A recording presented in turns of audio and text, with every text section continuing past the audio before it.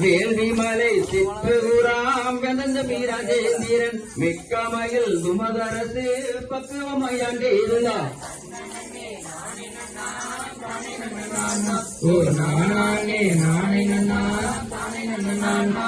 தாழ்வில்லா உமதரசே தளத்தி மிக வாழ்ந்தார்.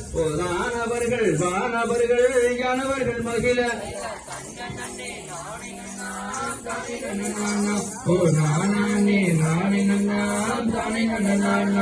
அண்ணங்குயில் பேடைகளும் அதிக சுரம் பாடுமாம். அற்புதமாய் மயிலினங்கள் விற்பனம் கொண்டாடுமாம்.